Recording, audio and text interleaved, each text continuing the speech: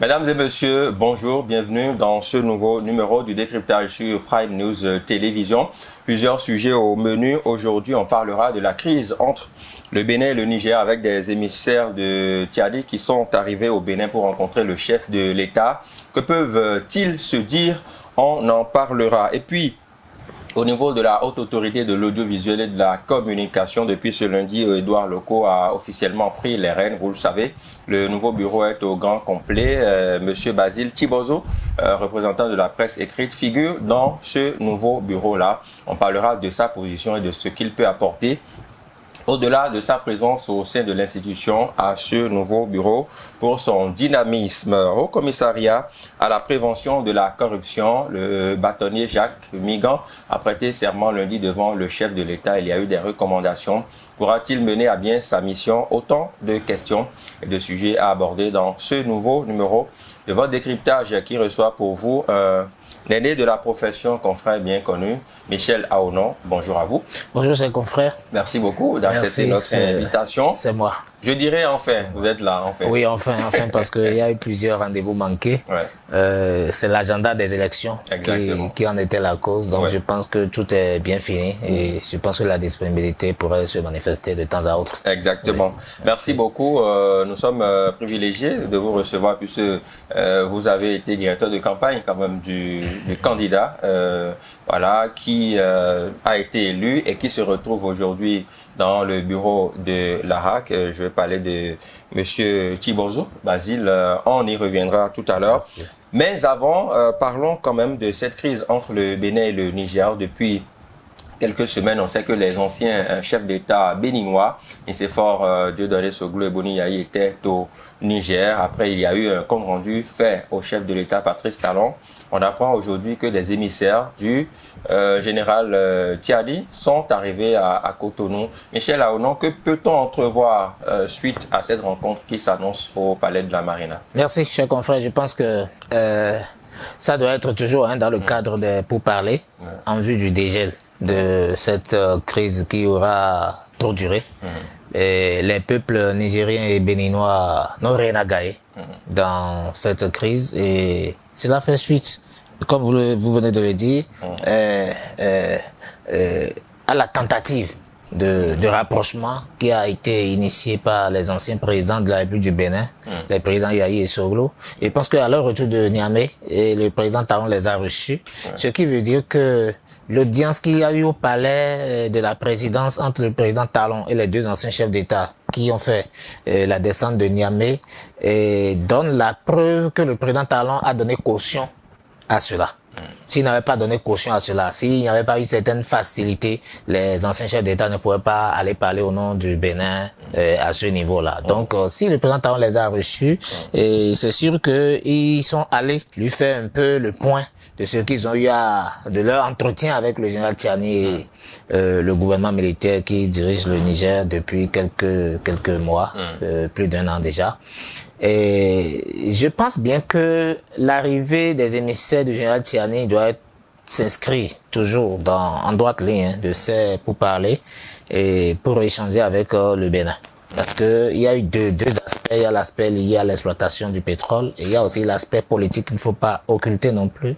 Et je pense que s'ils reçoivent mission du chef d'État du Niger pour rencontrer le chef d'État du Bénin, ça doit être toujours en droite ligne des approches de solutions qu'il faille trouver pour mettre fin à cette crise qui n'aura que trop duré. Est-ce qu'on peut espérer que d'ici les prochains jours, prochaines semaines, ça soit véritablement... Notre prière est que quelque chose de bon puisse sortir de ces pourparlers. Et je pense que si le président Talon se rend disponible, je pense qu'il a toujours manifesté sa disponibilité. Il a fait une sortie pour expliquer clairement la situation et sa disponibilité se fait manifester davantage lorsque nous apprenons que il accepte de recevoir la délégation missionnée par le général Tiani, ce qui veut dire que il y a encore possibilité que nous puissions avoir une porte de sortie honorable pour les deux pays. Et toujours est-il que dans les négociations que cette tentative puisse vraiment aboutir pour que nous puissions avoir un résultat positif qui arrange les choses de part et d'autre. Vous savez, à une table de négociation, chaque partie doit faire l'effort de faire des concessions de part et d'autre, que l'État du Bénin fasse des concessions et que l'État du Niger aussi fasse des concessions pour que enfin les relations qui ont toujours caractérisé les deux États puissent être rétablies correctement au bénéfice de l'ensemble des population du Bénin et population du Niger. C'est très important. Exactement. C'est ce que nous souhaitons. Oui. Est-ce qu'on peut dire aujourd'hui que c'est la mission quand même menée par les anciens présidents béninois qui a sonné le déclic, puisqu'au départ, les positions étaient pratiquement tranchées, voilà. Le président béninois avait quand même envoyé son ministre des Mines et de l'Eau qui n'avait pas été reçu pour diverses raisons. Mais on a observé quand même que depuis que les anciens chefs d'État béninois sont allés là-bas, les lignes ont commencé par bouger. Est-ce que le déclic est venu de là? Bon, on peut le dire, mais je crois que la descente de notre ministre des Mines au Niger n'était pas officiellement pour rencontrer le général Tiani, c'était au détour d'une activité. Donc je pense que cette fois-ci, il s'agit de relations entre États. Et si les chefs d'État se sont parlé, je pense que le problème ne doit plus se poser. Donc nous prenons cela comme un incident de passé, mais c'est bien après ça que les anciens chefs d'État, Yahi et Soglo, sont allés au Niger et ils sont allés rendre compte de leur mission au président Talon. La presse n'a pas eu trop droit au contenu des échanges qui se sont déroulés, mais nous estimons que ça ne peut être que pour lui rendre compte de comment ils ont pu discuter avec le gouvernement militaire qui a aux affaires au Niger.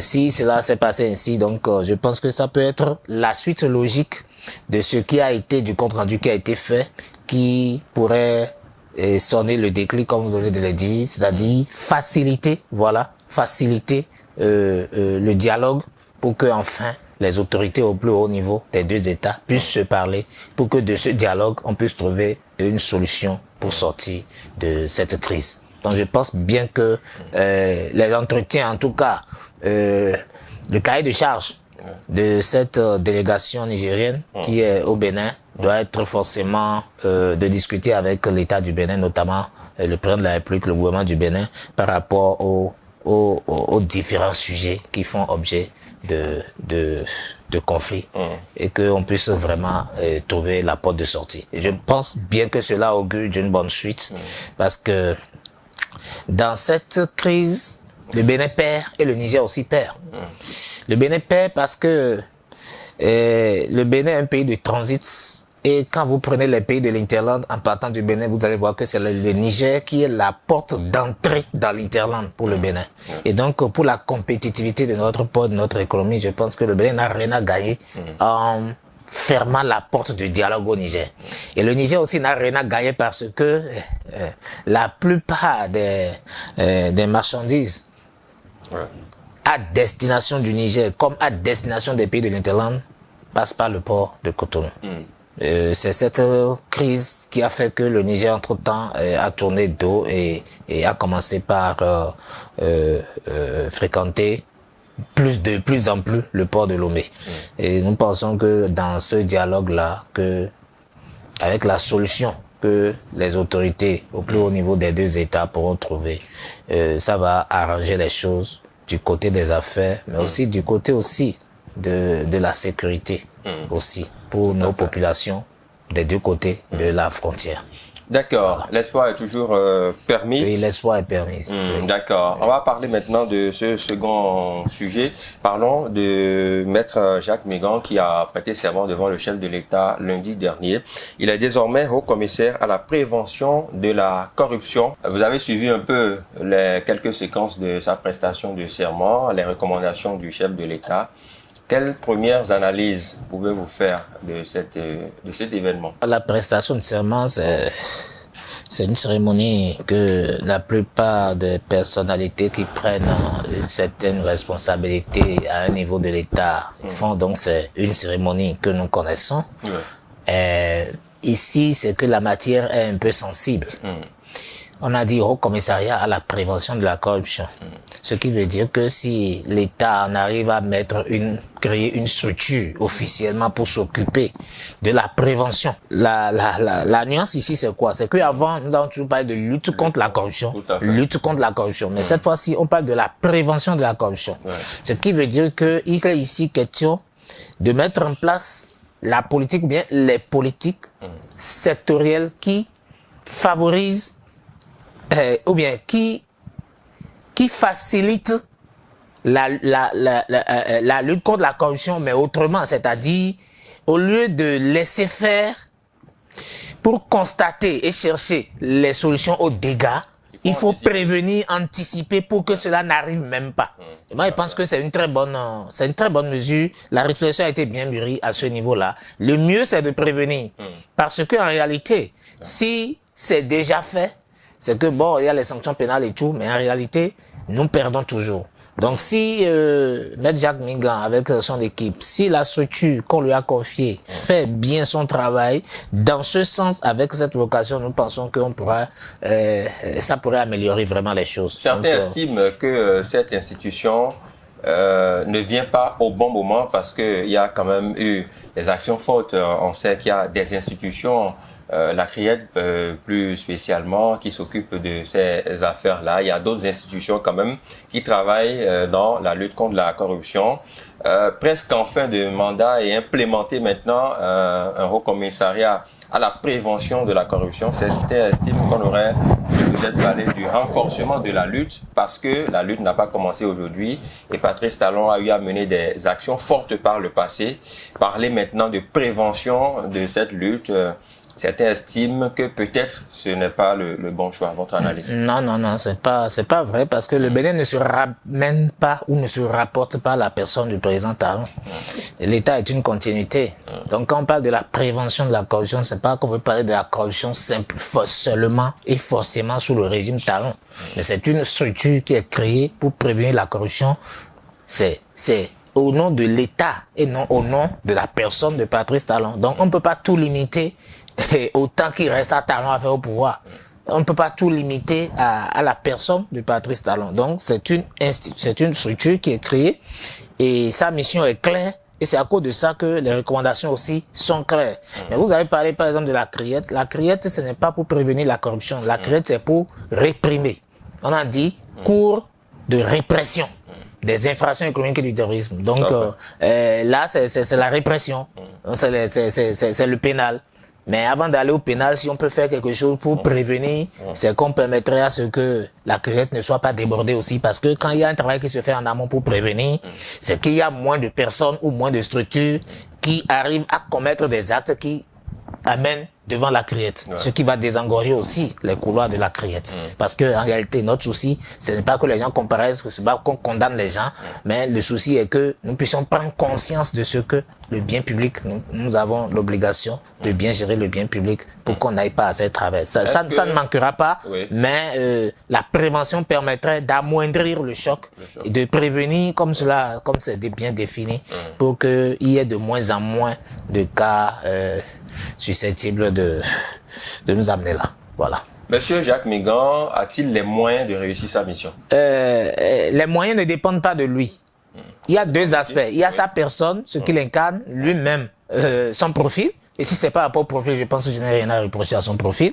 Maintenant, quand vous parlez de moyens... Il a quel profil? Attendons-nous un peu sur le profil. Un avocat, ancien bâtonnier, qui a aussi pris part le palais de la présidence entre-temps, sous le général Mathieu Kérékou, et au plan politique militant. Et donc bon, moi je pense que si c'est pas rapport au profil, je pense que Jacques Mingan peut faire le job, parce qu'en réalité, il n'est pas seul. Et c'est une structure, donc c'est sûr qu'il y a d'autres compétences auxquelles l'État fera certainement appel pour accompagner Maître Jacques Mingan dans sa mission. Et puis, je pense que ce n'est pas lui seul, sa personne, c'est la structure. Et quand vous parlez des moyens, quand l'État crée une structure ou que l'État crée une institution, l'État donne à la structure ou à l'institution les moyens de sa mission. Vous disiez tantôt que ça ne dépendait pas que de lui. Ça ne dépend pas, ça ne dépend, non. Quand vous avez parlé des moyens, c'est pourquoi je l'explique comme ça. Parce que les moyens viendront de l'État. Puis c'est l'État qui a créé l'institution. Donc l'État doit mettre les moyens de son fonctionnement et les moyens à la disposition des hommes qui sont appelés à la tâche pour accomplir la mission. Donc je pense que si ces deux conditions sont réunies, Maître Jacques Mingan n'aura pas autre chose à faire que de pouvoir réussir. Mais qu'on puisse faire appel à toutes les compétences en cette matière, parce que ça fait déjà quand même plusieurs années que nous avons vu plusieurs structures de lutte contre la corruption qui ont été mises en place. Agence nationale de lutte contre la corruption, après c'est l'OLC, Organisation de lutte contre la corruption. Il y a aussi les organisations de la société civile, notamment Algré, FONAC et autres. Donc je pense que si dans cette mission, comme toute structure de l'État, bien sûr, lorsque les compétences existent quelque part, on peut faire appel à des personnes ressources pour appuyer la structure, l'institution dans l'accomplissement diligent de la mission que la République lui a confiée. Qu'est-ce qui a fait que par le passé, les structures que vous venez de citer n'ont pas fonctionné comme cela se devrait, n'ont pas tenu la promesse des fleurs, et qu'il faudrait peut-être corriger maintenant que Maître Jacques Mingan a pris fonction? Je pense qu'avant de mettre en place la structure de prévention de prévention de la corruption, on a dû faire relire tous les tests qui ont caractérisé les autres structures, qui ont quand même travaillé. Même si par endroit, il y a eu de la résistance par endroit, toujours pour des raisons politiques. Et les autres structures, c'est toujours l'État qui les a mis en place. Mais dans d'autres contextes, parce que le contexte évolue à mesure que nous avançons. Donc aujourd'hui, il faut, par rapport au contexte aujourd'hui, peut-être revoir le cadre législatif. Et s'il y a des aspects sur lesquels il va falloir toucher au test, changer les lois, que l'Assemblée nationale soit sollicitée à cet effet aussi, que cela puisse faciliter la tâche à la structure qu'on vient de créer pour ce qui concerne le volet de la prévention. C'est très important. D'accord. Abordons maintenant le troisième sujet au menu de nos discussions. La RAC est au grand complet, le nouveau bureau aussi, on l'a connu il y a quelques heures. On note déjà l'entrée du conseiller Basile Chibozo dans ce bureau au poste de deuxième rapporteur. Votre avis, puisque justement, je voudrais quand même avoir un avis beaucoup plus critique et moins partisan, si vous me passez l'expression, puisque quand même vous êtes un fidèle collaborateur de l'homme, vous avez été son directeur de campagne, donc c'est normal que vous en soyez fier. Mais au-delà, le journaliste que vous êtes, le professionnel que vous êtes, qu'est-ce que vous entrevoyez quand il occupe ce poste? Merci beaucoup. Je rappelle que je n'étais pas le directeur de campagne du candidat, je suis le porte-parole du candidat. Voilà, donc nous avons mis en place une organisation, il y a un directeur de campagne. Ah, d'accord. C'est peut-être parce que j'étais souvent trop visible sur la scène. Voilà. Vous avez ravi la vedette au directeur de campagne. bon. Donc, toujours est-il que c'était pour le même objectif. Et donc, c'est avec satisfaction que nous l'avons fait. Et toutes nos félicitations à tous les autres conseillers qui sont passés par le filtre des élections. Et nos félicitations aussi aux conseillers qui ont été renouvelés par l'Assemblée nationale et les conseillers qui ont été désignés par le président de la République. Principalement, nos félicitations au président Edouard Loko pour la confiance qu'il a pu mériter de la part du président de la République pour occuper ce poste. C'est très important pour nous. Et je crois l'avoir dit déjà dans d'autres interventions que Edouard Loko, je pense que le chef de l'État ne s'est pas trompé de profil.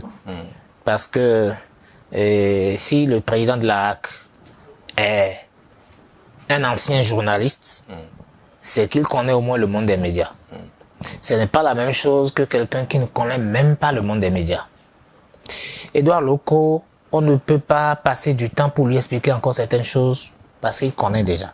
C'est l'avantage comparatif qu'il y a par rapport à d'autres profils non moins importants. Donc, ceci dit, revenant au conseiller Chibozo, il a été élu dans la catégorie presse écrite. Je rappelle que les élections, c'est 3 catégories, audiovisuel, technicien et presse écrite. Il a été élu dans la catégorie presse écrite. C'était serré, au passage. Oui, c'est la preuve de notre dynamisme et c'est la preuve de la dynamique qu'il y a dans l'univers. Et c'est aussi la preuve que il a mérité son élection. Et voilà, donc... Venant de son porte-parole, le contraire nous aurait étonné. Le contraire ne pouvait même pas exister. Et donc, Basile Chibozo élu, je pense qu'ils ont été installés lundi par le président de la République, comme cela se fait d'habitude. Le mandat commence à partir du jour d'installation. La 6e mandature avait été installée le 23 juillet 2019 pour un mandat de 5 ans. Donc, le lundi dernier, 22 juillet, le président de la République, Patrice Talon, a installé la 9e mandature de la. Donc, le mandat est déjà en cours. Donc, à l'occasion d'une plénière ce matin, le bureau a été installé. Le bureau, c'est quoi? C'est que, bon, on connaît déjà le président, c'est Edouard Loko. Donc, à la plénière ce matin, ils ont élu le vice-président, Mohamed Barré. Et le premier rapporteur, c'est Madame Roukato Faye, Biofaye. Et puis, le deuxième rapporteur, c'est Basile Chibozo. Le bureau, c'est 4 membres. Un président, un vice-président et 2 rapporteurs. Voilà. Donc, nous sommes déjà contents que Basile Chibozo est élu dans la catégorie presse écrite, c'est-à-dire un journaliste pratiquant, exerçant et qui a été élu et qui figure dans le bureau qui préside l'institution. Tout au moins, nous sommes contents déjà du fait qu'au moins un professionnel des médias venant des élections a pu avoir une place dans le bureau. Je rappelle que quand vous prenez l'institution sur les 9 conseillers, quand le président de la République, qui a une institution politique, désigne 3 et que l'Assemblée nationale désigne 3, ça fait 6. Et s'il faut faire une élection de façon directe, c'est que si les 6 s'entendent, ils pouvaient prendre les 4 postes du bureau. Donc c'est déjà un exploit de constater que depuis quelques années quand même, il y a toujours une place qu'on accorde aux représentants des professionnels des médias. Je rappelle que sous la mandature de Feu Théophile Nata, où Edouard Loko était vice-président, il a été élu par les acteurs des médias dans la catégorie presse écrite. Il a occupé le poste de vice-président. D'accord. Et avant ça, la mandature 2004-2009 de notre confrère Agapit Napoléon Mafrican était, je crois, 2e rapporteur, donc il était dans le bureau. Donc chaque fois, vous allez voir qu'à chaque mandature, au moins, il y a un professionnel des médias élu qui trouve sa place dans le bureau. Sous Adam Bointessi, vous avez notre confrère Suleiman Achanti, qui était vice-président. Vous voyez, et sous cette mandature, la mandature qui est en train de finir, vous avez l'honorable Cécile Aoumenou qui avait été élue par les techniciens, donc un acteur des médias élu, qui était vice-présidente aussi.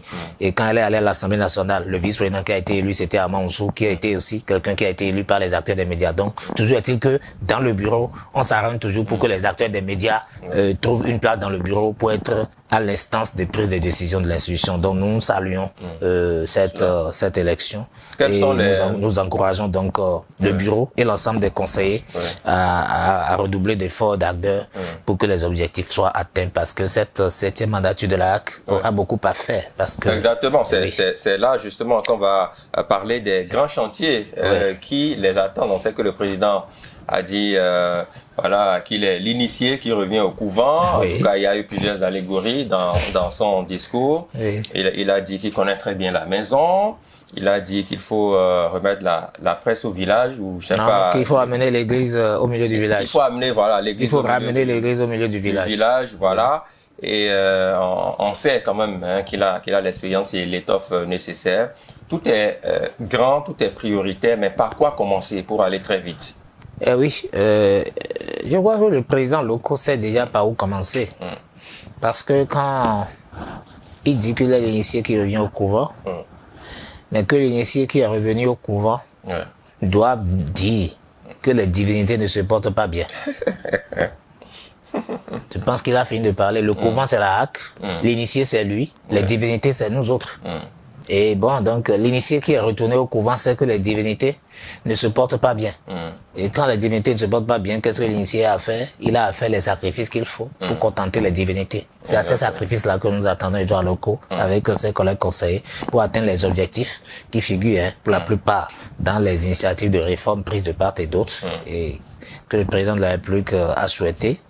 Et depuis bientôt 2 ans, qui ont traîné un peu, mais nous estimons quand même que, comme il vient de la présidence, qui était chargé de mission du président de la République, et qu'en arrière-plan, il sait un peu déjà où nous allons, parce que lui aussi étant acteur des médias, je pense qu'il sait par où il doit commencer, et ça doit pouvoir bouger pour qu'on puisse savoir quels sont les chantiers sur lesquels quels sont les chantiers qu'il faut rendre opérationnels pour faire bouger les lignes, pour ce qui concerne la vie des entreprises de presse et la vie, les conditions de travail des professionnels des médias aussi. Et aussi principalement de l'amélioration de l'environnement aussi. Oui, voilà. D'accord. Puisque nous parlons des chantiers prioritaires de CEDRAC 7e mandature, parlons de la carte de presse. Est-ce que la carte de presse a toute sa valeur aujourd'hui? Est-ce qu'on peut espérer qu'au cours de cette mandature, le blason de cette pièce maîtresse-là soit redoré davantage? Nous l'espérons bien. Et ça doit faire partie aussi des chantiers prioritaires. Parce que j'ai la conviction que dans tout ce que nous avons parlé comme réforme qui serait déposée au président de la République, le dossier carte de presse ne peut pas manquer aux réformes. Pourquoi? Est-ce que vous avez été associé? Pourquoi? Non. Ben, on n'a pas besoin d'être associé avant de faire nos propositions. Nous avons fait nos propositions, mais nous avons déploré la manière dont les études ou les initiatives autour des réformes demandées par les chefs d'État avaient été conduites. Nous l'avons dénoncé publiquement et nous l'assumons. Et nous pensons bien que le président local, comme lui est un acteur des médias, et il ne fera pas pareil. Sa gestion sera une gestion participative. Consulter les associations, consulter les acteurs pour prendre des décisions au bénéfice de la profession. Donc je pense bien, moi j'ai foi que le président local fera de son mieux pour que nous ne puissions plus assister à ce mode de gouvernance de la HAC que nous avons attaqué et dénoncé par le passé. C'est très important. Et quand vous avez parlé de la carte de presse, je dis la carte de presse est instituée par la loi. Pour la loi 2015-07 du 20 mars 2015 portant code de l'information et de la communication, à l'article 21, il est écrit que le profil, c'est-à-dire c'est avec la carte de presse que le professionnel des médias, la qualité du professionnel des médias est matérialisée par la détention d'une carte de presse. Donc c'est institué par la loi. Et quand vous laissez la loi 2015, vous avez la loi organique de la HAC, la 2022-13 du 5 juillet 2022, à l'article 11 dit que c'est la HAC qui délivre la carte de presse. Et quand vous laissez ça, vous avez la décision de 2013, la décision du 25 avril 2013, portant réglementation de la carte de presse, qui a fixé les conditions de jouissance de la carte. C'est la même chose que le décret de septembre 2013 aussi, qui fixe les conditions de jouissance. Donc, c'est encadré par des tests. Mais malheureusement, depuis, ça fait plus de 10 ans, et aucune des dispositions prévues par rapport à la carte de presse n'est mise en œuvre. Donc les journalistes sont détenteurs de la carte de presse. D'abord, le chemin pour obtenir le chemin est parsemé d'embûches avec beaucoup de tracasseries que nous avons essayé de lever depuis 2022. C'est même d'abord pour arriver à lever les tracasseries que nous avons mis en place le comité de facilitation.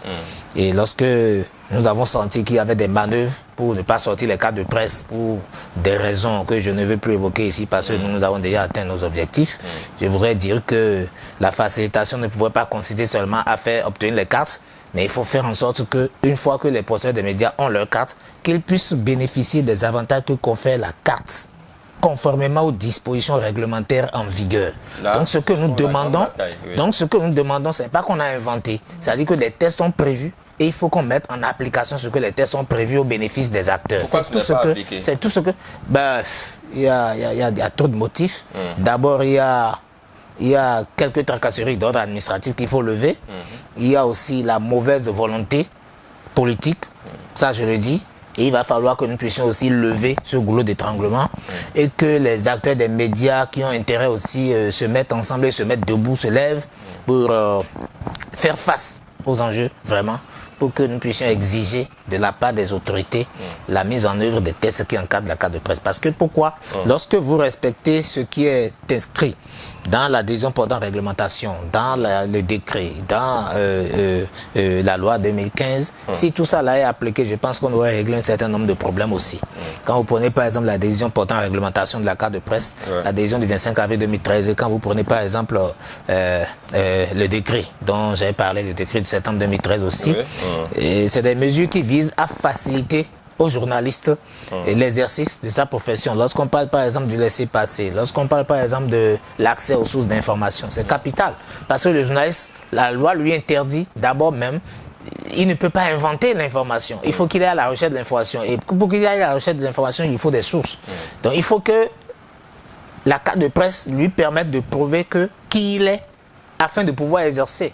Donc c'est important que lorsqu'il est détenteur de sa carte de presse et que sur le chemin de l'investigation ou bien partout où il se trouve, où il veut faire un travail, lorsqu'il brandit cette pièce, que ce que les tests sont prévus soit appliqué, à savoir que quoi? Que les sources puissent s'ouvrir pour qu'il ait accès à l'information. Parce qu'aujourd'hui, lorsque vous êtes en train de faire un travail au niveau de la rédaction, vous faites une conférence de rédaction, vous déterminez un sujet, les angles de traitement et tout, et que vous allez à des endroits pour poser la question aux gens, les gens peuvent vouloir vérifier si effectivement ils ont en face un journaliste. Lorsque vous sortez votre carte de presse, c'est que les gens sont en confiance pour pouvoir parler. Ça dépend du sujet que vous abordez. Mais toujours est-il que si sur les lieux un incident survenait, c'est que la carte doit permettre de protéger le journaliste. Non seulement lui permettre d'avoir les facilités d'accès aux sources d'information, mais s'il y a un problème, que la carte puisse le couvrir. Et savoir aussi que sur le terrain, les autorités politiques et administratives sont priées de lui faciliter l'exercice de sa profession. Et c'est ce qui est écrit au verso de la carte. Et la carte porte la signature d'un président d'institution. Vous voyez? Et l'autre chose que nous avons faite, et pour laquelle nous avons même fait une mission itinérante à la rencontre des préfets, c'est de montrer que même au plan administratif, qu'on puisse permettre à ce que la carte soit, que la carte permette aux professeurs des médias de l'utiliser pour faire des formalités administratives, parce que désormais la carte est éditée par l'Agence nationale d'identification des personnes, qui édite aussi les cartes d'identité biométrique. Et ce sont les mêmes données qu'on réclame aux journalistes pour faire la carte de presse, son CIP et tout. Donc la carte de presse aussi, c'est déjà un document sécurisé si on continue par le faire avec pas l'éditer avec l'année. Par conséquent, nous estimons qu'il faut que toutes les facilités qui sont prévues par les tests soient enfin accordées aux journalistes. Sinon que c'est une situation d'injustice qu'il faille corriger. Et c'est pour cela que nous sommes rentrés dans cette bataille. Et nous estimons que, étant donné que la loi organique à l'article 11 a déjà spécifié que c'est la HAC qui dit la carte de presse, ça veut dire que la HAC a tous les moyens de rendre la carte de donner de l'importance à la carte de presse. La HAC a les moyens de le faire. Et donc nous avons espoir que avec cette nouvelle mandature de la HAC, qui est dirigée par un professionnel des médias, qui sait ce que c'est. Je rappelle que par le passé, Edouard Loko a été président du comité technique de la carte de presse aussi, à la HAC. Ça, je le rappelle. Et pour avoir été aussi président des associations, entre-temps l'ODEM, entre-temps le patronat et tout, je pense que on n'a pas à lui raconter un peu trop à quoi sert effectivement la carte de presse pour les journalistes. Donc, Edouard Loko n'aura rien à faire contre l'application des mesures qui facilitent la carte de presse aux professionnels des médias, mais plus encore, leur permettent de jouir des avantages que leur confère la carte. Je vais finir lorsque je vais vous dire, par exemple, que il est dit que lorsque le journaliste veut voyager et qu'il doit déposer son dossier pour avoir le visa pour certains pays, et lorsqu'il y a la carte de presse dans son dossier, il doit avoir une certaine célérité pour lui faciliter les choses. Nous avons des confrères dont les voyages sont bloqués parce qu'ils n'ont pas pu obtenir leur visa. J'ai même eu un cas il y a à peine 2 semaines. Alors que le journaliste, les tests, notamment la décision portant réglementation, avait déjà prévu que après 15 ans de pratique professionnelle continue, qu'il peut avoir droit à un passeport de service, ce qui va lui faciliter l'obtention de visa lorsqu'il aura des missions, des trucs à faire dans le cadre de sa profession. Malheureusement, rien de tout cela n'a été fait à ce jour, et nous estimons que pour ce que nous avons déjà fait sur le chantier de la carte de presse ici, nous allons faire ce point et solliciter la HAC pour que une dynamique puisse permettre vraiment de rendre applicable enfin les mesures liées à la détention de la carte de presse au bénéfice des acteurs. C'est pour cela que nous travaillons. D'accord. Merci beaucoup à vous. Merci, chers confrères. Merci, c'est moi. Je remercie toute l'équipe de Prime News TV. Merci beaucoup. Merci. Ce fut un réel plaisir. Merci. Je rappelle que vous êtes journaliste, bien évidemment, un aîné de la profession. Mesdames et messieurs, c'est ici que s'arrête ce numéro du décryptage. Merci à toutes et à tous de nous avoir suivis. Merci aussi à toutes les équipes en régie et de réalisation autour de ce programme. À demain.